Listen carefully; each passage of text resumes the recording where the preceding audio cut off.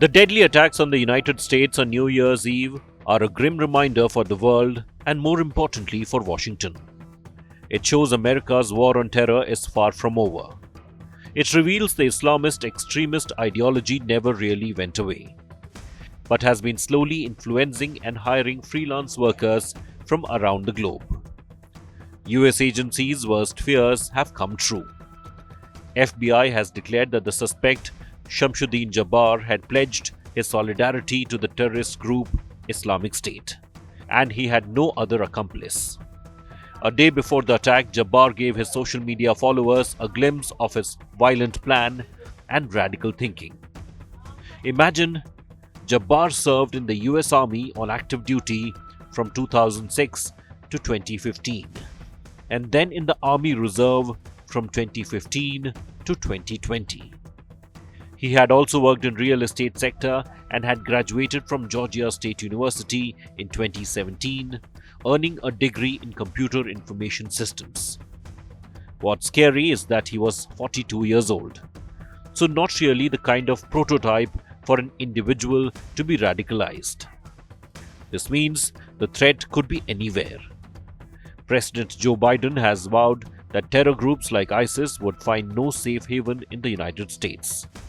But the attack, which claimed the lives of around 15 people, has done more damage than one can imagine. It has reignited a sense of fear the Americans once felt after 9/11. Only the threat posed is bigger now, as terror is now being outsourced. ISIS may not control territory like before, but the group's decentralized cells continue to remain active. In the last few years, from Europe to West Asia, the terror group has been linked to several deadly assaults.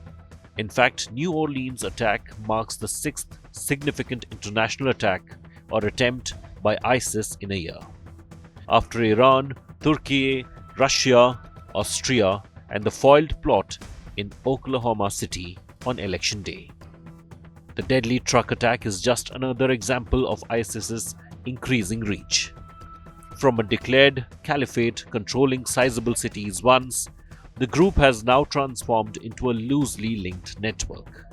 And there are fears that Islamic State could grow its roots deeper after the fall of Assad's regime in Syria. There are also concerns that the group could now resort to more low-tech attacks or lone wolf attacks, including stabbings, shootings, and driving vehicles into crowds, which are hard to detect and stop.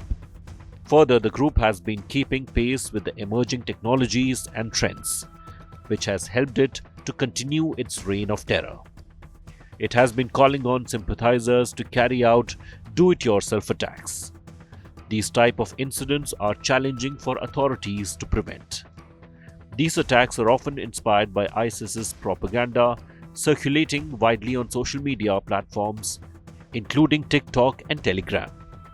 The group has sophisticated online presence in multiple languages, including English, through which it continues to radicalize people around the globe. In the disguise of influencers, the ISIS fighters often glorify jihad on social media platforms. But ISIS's influence is not just limited to the online platforms. Another concern is ISIS-K, an affiliate group in Afghanistan. ISIS-K has grown stronger since the US withdrawal from the country in 2021. The US has made it clear they will not let ISIS re-establish itself. The Central Command continues to target ISIS militants in Syria, and US agencies continue to target people inside the country. But as ISIS adapts and thrives in the shadows, it's clear that defeating the terror group would require constant vigilance and international cooperation. Their reach is global, and their methods continue to evolve, making them a persistent threat to the world.